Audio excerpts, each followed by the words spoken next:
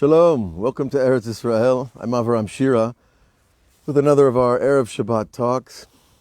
Today I decided to go outside in the backyard, which as you can see is not your average backyard. Behind us is a valley that stretches all the way to the plains of Gat. A little bit further off is the city of Ashkelon. Further off is Ashdod. Over that hill to my right is what you would call Aza. And we're here on the edge of a cliff that's about 800 meters. And the air is very beautiful and clear and fresh. And today's talk is really about the glory of creation, the glory of God, and the glory of man. And, you know, there's a verse, the famous verse of God says, Lichvodi barativ yatzartiv asitiv.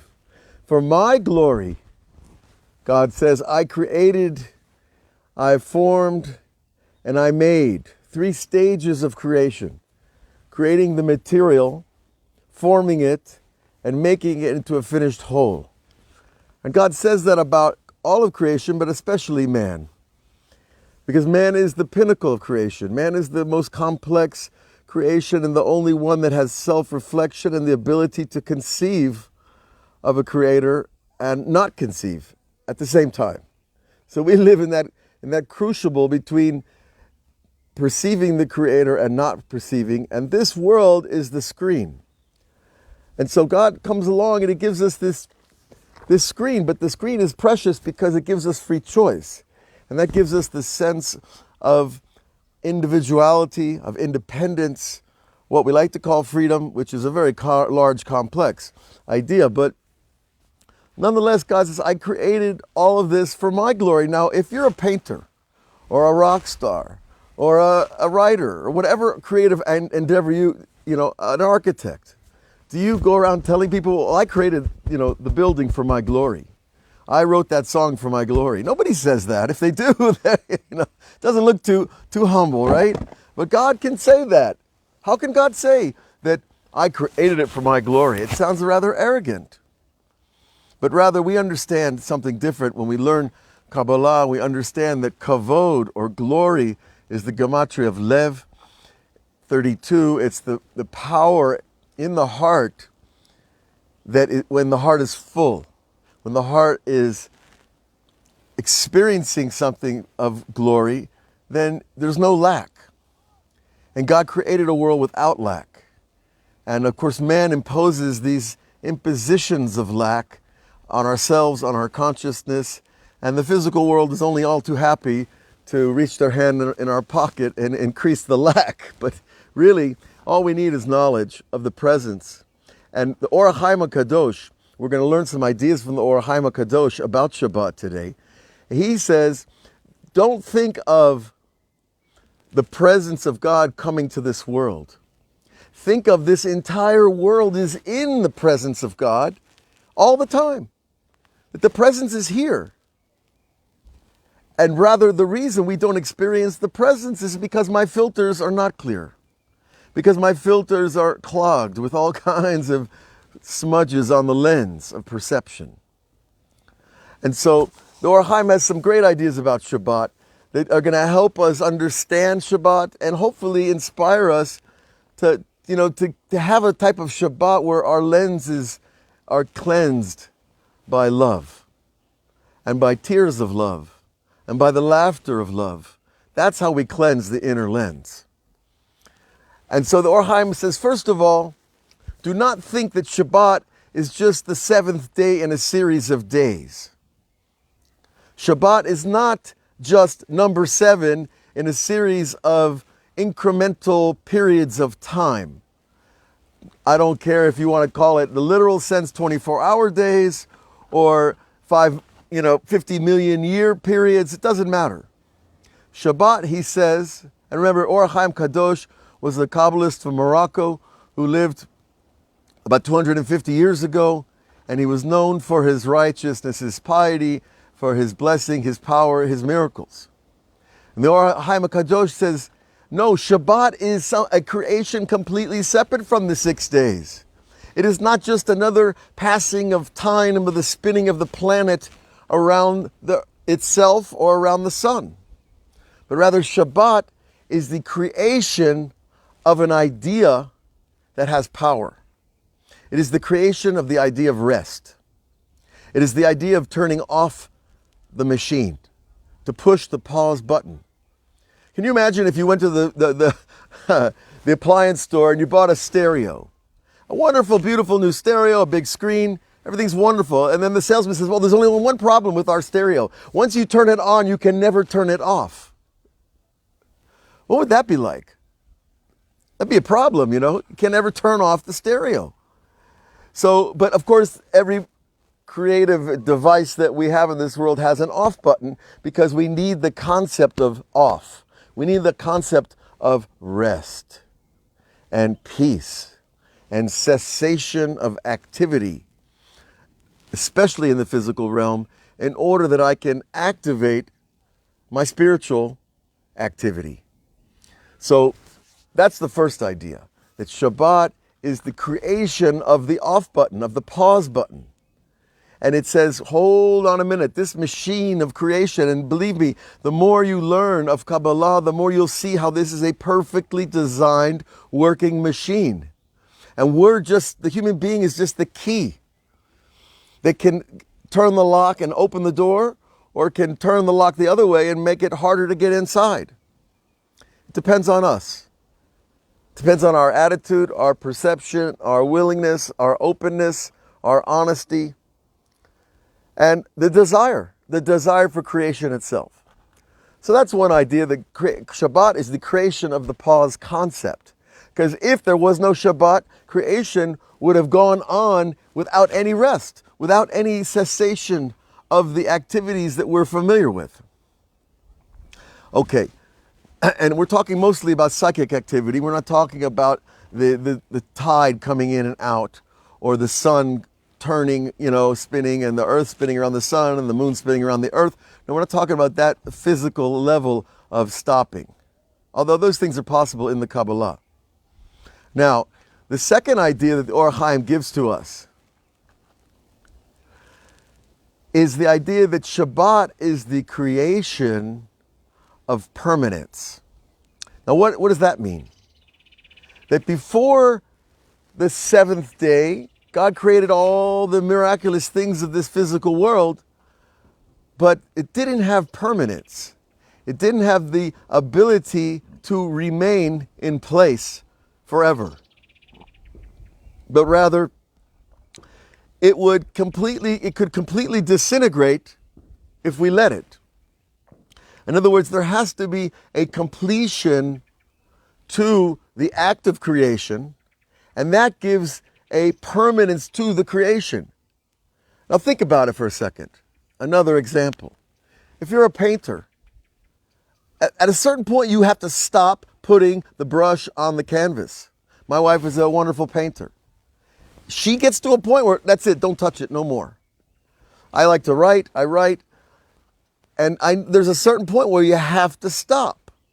The same with music.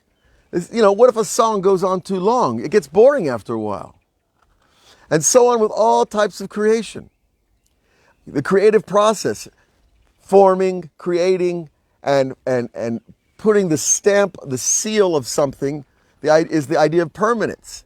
If Da Vinci was still painting Mona Lisa, what would she look like? There has to be a stop. There has to be, the creation receives its final form by stopping. Okay, and so that's also what the Shabbat does for us. It gives us this idea of stop, of the creative act. And of course, why? Well, because as long as I am involved in the creation, I'm not experiencing the creation as a thing of itself. I'm still attached to it. I'm working with it. I'm inside it. And there's that moment when you step back. That moment when you step back is the that release, that sigh, that pleasure of, wait a minute, let's take a look at this thing that we've done. That is the moment of the pleasure of your creation. As long as I'm in there doing it, I'm having the pleasure of the doing. that is a pleasure also. But it's not the ultimate pleasure of pulling away and saying, okay, enough. Let's take a look at this house. Let's take a look at whatever it is that you're creating. Even with your children, God willing, that you have children, that you look at your children, there's a time in their development where you're like, ah. And when you see your child, an independent entity, doing things on his own, making his own choices, creating a life for himself, that gives the parent a type of pleasure you can't have any other way. And so too, God has that pleasure on the first Shabbat, and that first Shabbat is the imprint of all the others that would follow. So we're entering a new time zone, a zone really above time, and above time means that time is just another tool in our toolbox of reality and perception. Now Rabbi Nachman comes along and adds another idea. On top of this idea, he says that Shabbat is the purpose of creation. Now we just said a moment ago that God himself said that I created the world for my glory, my divine glory. Now divine glory is not human glory. Human glory is, wow, my team won the Super Bowl, and my father just bought a new building, and my mother just, won a great contest. That's glory, personal glory. God's glory is a force field, okay? God's glory is a living entity, a field of energy that flows around us, within us, and surrounds us. But again, if our filters aren't clear and open, then we can't perceive the glory that is in creation. That's part of the reason why I wanted to come out here in the backyard here. You see, you've got these valleys, you've got mountains, you've got trees in blossom. We've got a little almond tree over here. The shaked in Hebrew means to be diligent. And that's what we need for Torah learning, is to always go back to the Torah, because the ideas are very high and beautiful, but they slip away from our memory very quickly. So we need to go back. And that's the almond tree is the tree that blossoms first every spring. And that's the idea of being the first person to open the book, the first person to pray, not because it's a competition, God forbid, but rather not to give ourselves that laxitude, that it's so easy to put it off. I'll pray later. I'll learn later. I'll meditate later. No, there is no later. Now is the time. And this is part of the secret of how you enter into God's thoughts for you, is that you listen to your own thoughts and you act on them immediately. When you get a good thought for anything, do it right then. Don't put it off, because the good thought is often God's message to us. And if we just do it right away, we'll see, wow, a blessing just happened. If I put it off, I'm like putting God off. And he's like everybody else. Nobody likes to be put off. Okay? So with glory, with divine glory, it's not this expression of ego, this expression of self-satisfaction. No, it's this force field of power that fills the heart, and it fills all creation. And it's really, the Rebbe is saying that creation, now he comes along, Rabbi Nachman says that no, the purpose of creation is Shabbat. Shabbat is rest. Shabbat is menucha, a type of rest that you don't think about yesterday, and you don't think about tomorrow. You don't even think about your next meal. You don't think about any bills. You don't think about any situations except the pleasure of the moment. So Shabbat is to bring us back to the pleasure of the moment. Whatever the moment has, whether it's a clear sky, clean air, a fresh glass of water, whatever it is that is your moment now, there is a pleasure there somewhere if we just look for it properly. So he says that creation is for a pleasure. God says, no, it's for my glory. And so we have to make a bridge. We have to link the two. How is our pleasure, our rest of Shabbat, his glory? Because when we have the experience of true pleasure, we are experiencing his glory. And so we're experiencing what he wanted to create creation for. So you see there's a bridge there that we have to cross, to understand that our pleasure is his glory.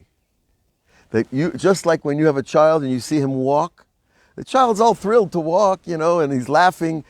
Well, the parent is thrilled with the child's joy, with the child's pleasure becomes your pleasure. And this, my friends, is really the secret of creation. If you have any question about it, the way that we always can pick ourselves up is to have joy from other people's joy. Even if you're unhappy, look at somebody else's happy. Receive from their happiness. And if you're happy, certainly you want to share your happiness with others. But a lot of people, they think it's my happiness or no happiness. And that's not true. Happiness is this infectious, well, it's the opposite of what's floating around in some places, It's this catchy power, of joy that it spreads from person to person, from heart to heart, from face to face. And so, when you find the joy of enjoy other people's joy, you're never going to fall too far. Now, the third and the final idea that we're going to bring here, the Ohr HaChaim is endless. His Perush on the Torah is one of the longest you'll find, and he goes on, and it's not redundant. He's always bringing new ideas. So the new idea here in the creation of Shabbat is being this separate entity, this entity that creates permanence, this spiritual field of time above time, is the idea of Vayechulu Hashamayim va'aretz v'chol tzva'am. And God rested from all the work that He created to make on the seventh day. Vayichal Elohim b'yom hashvi'i. God ended. Now everybody translates that word Vayechulu as cessation. But if you look at the word, it's the same letters as Kalut Nefesh. Kalut Nefesh means, I love you so much I can't live without you. I'm so in love with life that I don't even want to sleep because I like to be awake because life is so cool and creation is so beautiful. That's Kalut Nefesh. So the Ohr HaChaim is saying Vayechulu Hashamayim is really that the heavens and the earth received their portion of longing for God. Do you understand this? That there was a time, there's a rock here on our land. This little rock here, it was created by God just like everything else. Now this rock, you say, what do you mean, Avraham, are you going to play with my brain here and tell me this rock desires God? And I'm going to tell you the rock was created without the desire of God, and Shabbat came, and the desire of God came down upon the rock to want to be with its creator. So all of us have a soul, and all of our soul is like stretched out of Gan Eden and into this world, and it's always pulling us back towards the higher thing. And that's Vayechulu, that pulling, that being pulled back to the source, back to your goodness, back to your center, back to your true self. And that's home, and that's peace, and that's fulfillment. And when we get fulfillment, guess what? God gets His fulfillment. Now, a lot of people want to be very, very rigid about their theology, and they say God is perfect and He doesn't need us. And God is perfect and He doesn't need fulfillment through man, but it's not true. God is perfect, and God doesn't need us, but He wants us. And there's a big difference, because needing implies lack, and wanting just implies desire. So creation received its desire for God on the seventh day. And that's an outrageous idea when you think about it. Because, look, these plants, they want water, they want sunshine, they like when the bees fly around a little bit, do their job. But they also have a part of them that's wanting the one who created them. And we have the honor and the merit to actually come to that consciousness on our own, through our friends, through our teachers like the Ohr HaChaim HaKadosh and Rabbi Nachman and all the other great ones who came before us, because they gave their lives so that we could learn these materials, so we could have these talks, so that we could share this beautiful land. So I want to invite you all to look at these ideas, to play them over in your heart and mind, feel their truth. And if it's not true to you, well, then pray about it. Say, well, I don't agree with him. Find your own truth.